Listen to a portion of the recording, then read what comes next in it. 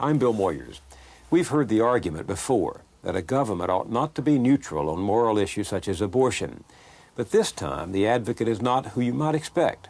He's not a New Right pundit, but a popular professor straight from those notoriously liberal precincts of Harvard Yard.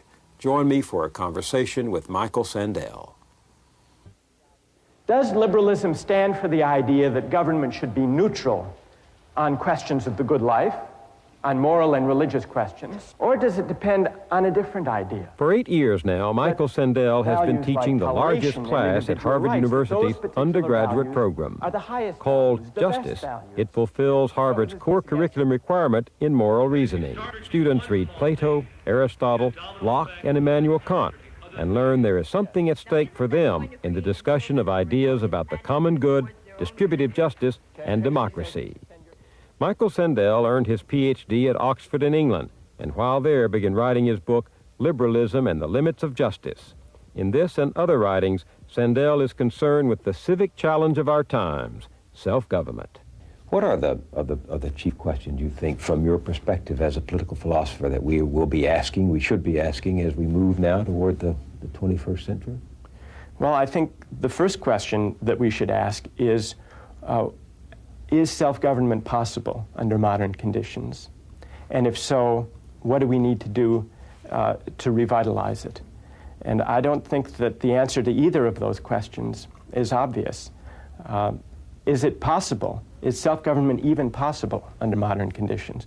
Well, we know that a certain kind of minimal, not very demanding democracy is possible. You vote for whomever you can identify on the ballot. Right, we vote in elections. And I think there's a widespread sense that individually and collectively we're less in control of the forces that govern our lives. And this notwithstanding the fact that individual rights and entitlements have actually expanded in recent years.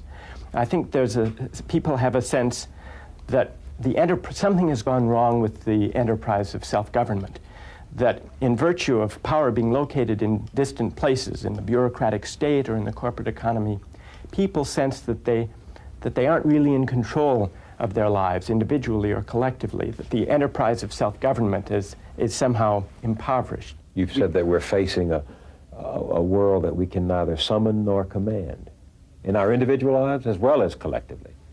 Yes, I think that the present generation was weaned on unrivaled American power in the world and unprecedented growth in the domestic economy. And I think it comes as a source of great frustration that suddenly we no longer seem to be the masters of our collective life or our individual life in the way that we had come to expect. That old notion in the American mythology that the individual matters, that I can signify that I'm a part of this democratic enterprise, that I am a self-governing individual in a self-governing political culture. Yes, it's the individual matters, and he or she matters partly insofar as he or she is a citizen, a member of a political community in whose fate and about whose destiny the citizen has some meaningful say. I had an interesting experience after reading one of your essays in which you talked about how when Tocqueville came here, he marveled at the town meetings, and he said the town meetings are to liberty what primary schools are to science. They bring it within the people's reach. After I finished that article, I picked up the New York Times, and there was a major story about how the last town meeting in New England was being put away, put to rest, closed down for good. And I thought, what takes its place? Well, I think that's the question that our politics should be addressing. I don't have a quick answer to it, but I think part of the difficulty with the reigning political agenda is that it's in search of a public philosophy that isn't readily available, that we can't just take for granted. And a starting place for debating and arriving at a public philosophy would be to raise the question you've just raised about what are the institutions of self-government and what are the forms of political association that could provide for meaningful self-government and political participation. I don't think we have an answer to that question. The problem is our political debate hasn't even been raising it as a question. In the little village where I live, a major American corporation recently was sold itself to a German corporation. One of the first things that German corporation did was to put up for sale a prized piece of historic and beautiful ground that is now threatened by development. And we really don't know how to fight that because we don't know where our enemy is. They're somewhere east of the Rhine. Yes, yes. And what the conservatives who argue for local community control miss is just this kind of case, that communities are undone and unraveled at least as much, by capital flight and by the structure of the corporate economy as they are by distant judges and bureaucrats in Washington. And what does that do to the public philosophy, which is your chief concern? What impact does that have? Well, for there to be genuine self-government, it's not enough simply that people vote, that they go into voting places every 4 years or every 2 years and vote for this candidate over that, for this party over that. It's necessary that they identify with some political community that actually can exercise some meaningful control over its own destiny.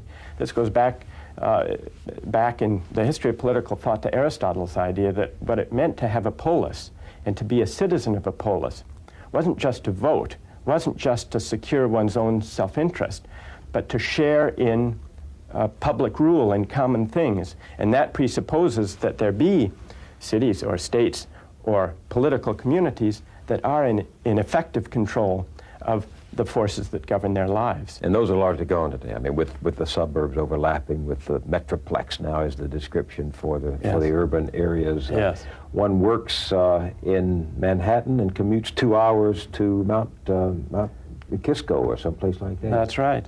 And the nation state itself, which for most of this century has been the primary form of political association, is under siege from two directions at once. From one direction, it's not big enough, it's not strong enough really to govern the economic forces that play such a part in modern economic life. But from the other direction, it's too big. The nation state seems too big really to command the allegiance and the conviction and the sense of identity that traditionally has gone with self-government and political community. And so what we're finding are people trying to give expression to public identities at levels smaller than the nation state, ethnic, regional, national, linguistic identities. It's true in Europe, and I think it's also true in North America. Expound on that a little bit more. In what way? What form does this take? Well, I think the moral majority made very much this point. It sensed, and it spoke to a sense, there was a certain emptiness in American public life, that American public life was not a place where people could address larger questions of meaning. Mm-hmm. The impulse, it seems to me, was authentic and admirable to try to achieve within public life a way of expressing larger concerns, moral meanings, and a shared identity. What was wrong with the moral majority is not that it tried to bring morality and religion into the public realm, but that it tried to impose a narrow, cramped vision of morality and religion. But what's apparent to me is that if we're not going to get a new sense of our public life from the militant moralism of the fundamentalist right, we're also not going to get it from the militant secularism of the modern state. I think that's true, and I think that what makes that the moral of the story of the moral majority of the fundamentalist right is not, here after all is another lesson, we have to banish religion and morality from public life, which was very much the impulse, the reflexive impulse of many mainstream politicians. The better response would be not to flee moral argument in politics, but to engage it, to make it better, to offer a richer, more pluralistic, more democratic moral vision, drawing in some cases on religious traditions and on religious arguments. What do you think is the moral base of this pluralism we Americans aspire? Is there a moral base beyond simply my respect for your differences and your respect for mine? Tolerance? Well, I think there are two philosophic grounds for pluralism. One of them, to my mind, more compelling than the other. One philosophic ground for pluralism is it's a fact of our life. We're never going to persuade people. We have different conceptions of the good life, so let's just try to accommodate and put up with the diversity that's hopelessly with us. A second philosophical ground for pluralism is to appreciate the distinctive goods that these different ways of life represent. Not just to put up with them, but actually to try to cultivate through the educational system, but also through the content of our political debate, to appreciate and to draw on, to draw energy from the distinctive moral visions and religious traditions that comprise American pluralism. Well, I agree with that, but you're running right into the buzzsaw of reality. Let's just take two examples: abortion and homosexuality. Abortion, the state says it's the woman's right to choose, and in taking that position, isn't the state in effect saying that for those women who choose it, abortion is a good? Well, not necessarily approving it as a moral good, but at least saying that it's morally permissible, which is to reject. To say that abortion is morally permissible is to reject the position of the Catholic Church, for example, which says it isn't. So it seems to me the way to address that issue is not to pretend to a neutrality that can never be achieved, but to try to draw on the various moral and religious arguments and traditions to confront that question politically. You're saying that the state should play a positive role in bringing the different religious theologians and moral philosophers together to arrive at a definition of abortion that will be acceptable to the body politic? Well, yes, ideally. In the first instance, at the level of the Supreme Court, I think that it's disingenuous of judges trying to decide this question to deny that they have to confront the moral and religious questions that arise.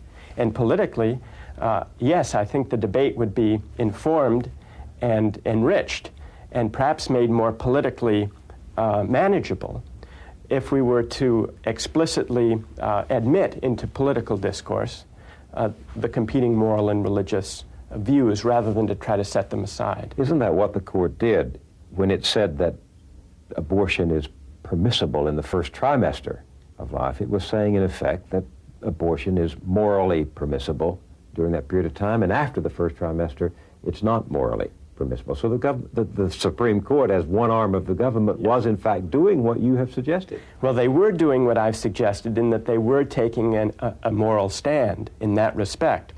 But what they weren't doing was being explicit that they were taking a moral stand, that in deciding the question of abortion, they were unavoidably making a judgment that was consistent with some moral and religious views and inconsistent with others. But isn't that the necessary strain of a democratic state, that you cannot choose between the Catholic position on abortion and the congregational position on abortion? Can you expect the Supreme Court to do that? The question is whether the Supreme Court can do otherwise. And so it seems to me the question is how explicit, to what extent should the Supreme Court acknowledge what it can't avoid doing, namely making decisions about law that presuppose some answer to the moral and religious question. Let me give you an example that's far removed from the abortion case, and that for most people cuts the other way. Back in 1858, the Lincoln-Douglas debates, there was a case, there too was a debate about to what extent moral judgment should play a part in political decisions. It wasn't a judicial case, but it was a political debate between Lincoln and Douglas. And Douglas's position was precisely parallel to the position of those who today say, let's keep moral and religious convictions out of political debate. He said, let's not take a stand on the morality of slavery. Let's just leave that to the territories to decide for themselves. Lincoln said, that's wrong. You can't set aside moral questions from political questions. Slavery should be treated as the moral wrong it is, and so, though he wasn't an abolitionist, Lincoln argued it should be banned from the territories. And the parallel today is? Well, the parallel is that people who argue for the woman's right to choose want also to say that they're not making any moral judgment, that the state shouldn't make any moral judgment at all. I'm sympathetic to their actual position, but I disagree that you can really defend that position without acknowledging that you are taking a stand in a moral and religious controversy.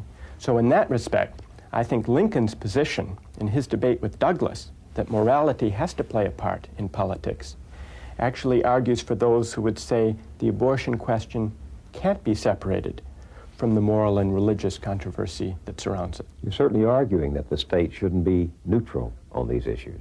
No, I don't think the state can be or should be neutral. On moral issues? On moral issues. I think that public life is itself a kind of, at its best, public life is a kind of education, of civic education. And the relevant education for the questions we've been discussing of toleration and pluralism is an education in the appreciation of distinctive ways of life. The content of the pluralism, not just the fact of it, is something that our public life should address and appreciate. Why did you say that in recent years liberalism has faltered because of its failure to argue for a vision of the common good? Why has that happened? I think partly it's for laudable reasons. After all, liberalism from the time of the New Deal to our time has been combating some genuine and seemingly intractable ills. One of them is racism. And in fighting the civil rights battles, local autonomy, local control was often a code word for racism and prejudice. And so liberals, rightly, wanted to argue for rights that would be the rights of all American citizens and appeal to the federal government, not only in the case of racial questions, but also as the list of rights, social and economic rights, expand. If I have a right to something, say if I have a right to free speech, it can't be one thing in New York and another thing in Alabama. But what happens when what counts as a right is enlarged beyond legal and political rights, right to a trial by jury, say, to social and economic rights, to a minimum income, for example, or a minimum level of education for my children? Well, the more rights expand, the greater is the tendency to provide them at the most comprehensive level of political association, which for us has meant the nation. But that has the effect of in a good cause, nonetheless has the effect of draining political importance from smaller forms of political association. So I think that's one reason that contemporary liberals have not been as alive as they might be to the importance to self-government of local communities and particular attachments. So the only flaw of liberalism, as I listen to you, and I don't mean the Liberal Democratic Party, the argument, the philosophical argument, the only flaw is not simply that by attending to needs at the national level, we are neglecting the localism of America. That's not the only flaw, is it? No, it's that the reason for worrying about local communities and Tocqueville's town meetings isn't just because they were a place where people felt good and could be more intimate and experience politics less impersonally. Not that, not even primarily that. It's that smaller forms of political association and of community life are necessary if public life is to have a genuinely civic dimension, if it's to address the moral character of citizens without indoctrinating from a great distance, imposing values that people may not genuinely share. So it's community for the sake of a civic project that's my concern, and that seems to be missing from the reigning public philosophy. You're not arguing that we put something back in a bottle that no longer exists, are you? No, and that's the difficult thing about it. I think it may be that geographical location may no longer be available as a primary source of community. And so I think it is. But then the question is, what other forms of genuine political community and public life, less expansive than the nation state, are available? Some of the answers may come from religious traditions. Others may come from social movements, from protest movements. One of the shining examples of political communities that actually did provide an exercise in civic education is the civil rights movement. Now, there was a regional aspect, but it was not, as a movement, tied to a particular community. And yet that social movement wasn't just a way of achieving certain ends politically, though it was surely that. It was also itself, in the debates, in the arguments, and in the sympathies and public awareness that it generated, it was itself an embodiment of the kind of civic life that citizenship in a democracy ideally realizes. A richer notion of democracy, and one that has genuine roots in the American political tradition, is one that attends to the habits and dispositions of its citizens and worries if they become too oriented toward narrow self-interest, and tries through the shape of public life as well as the content of education to try to enlarge those habits and those sympathies, to orient them to the common good away from purely private pursuits. You say the common good. What's your working definition of that commonly spoken and uncommonly misunderstood term? Yes. Well, I don't have a quick answer. If I did, it would preempt the very kind of democratic debate that I'm arguing for. So your point is we're not even debating the common good now, that we're so caught up in providing and protecting rights that we've lost the purpose of public life that lies beyond individual interest. Right. There is a long tradition in political thought, and even within the American political tradition, that sees liberty as depending on self-government, but self-government as depending on cultivating in citizens an orientation to the common good, to shared pursuits, to thrashing out in public life the most important decisions that govern their collective destiny. The challenge is to find forms of community and of shared identity that aren't just inward-looking, that don't simply define themselves vis-a-vis outsiders. And this is always a great danger in trying to figure out what forms of community life could serve the larger enterprise of meaningful self-government in the context of the American nation. And I think what struck Tocqueville about the New England town meeting was not just its coziness or its quaintness, which very often strikes us in retrospect, but here was a form of local life where people felt that they had some stake in the fate of their community. They shared a common life with their fellow citizens. But it was a form of particularity, of localism, that pointed or gestured outward as well as inward. The qualities it cultivated in its members, the concern for common things, the responsibility for the whole, the experience in exercising power, in asserting rights, that these qualities gestured outward and made for better American citizens, not just narrow, insular, parochial citizens of some small New England town. And a great many communities lack just this feature. They may have a very strong sense of internal belonging, but they don't cultivate the qualities that gesture outward and that make for the kind of more expansive citizenship that contemporary democratic life requires. And that raises the question how the structure of modern life, economic life and political life, could possibly address or be structured to address the ambition of self-government under modern conditions. So philosophy is not irrelevant to what we face in the next 10 years of our society, right? I don't think so. To the contrary, I think the more the aspirations for self-government and the frustrations in the face of seeming disempowerment go unanswered, the more pressing will be just these philosophical questions. But a lot of people say, well, that's just theory, without realizing that we all live a little theory every day, don't we? We do. I go back to Thomas Jefferson. He was worried about the shape of the structure of the economy and whether it would undermine the possibility of civic virtue and independent citizenship. He argued against large-scale domestic manufacturing in the United States. He said, let our sweatshops remain in Europe. Let them have the proletariat class, the urbanization that saps citizenship and democratic possibilities. Let us instead favor free trade and be an agrarian country, so that, not just so that economic growth would be greater, not just so that we could consume more and GNP would be spurred, but primarily, Jefferson said, so that we will preserve the qualities of character, the habits and dispositions necessary to independent citizenship. And Jefferson lost.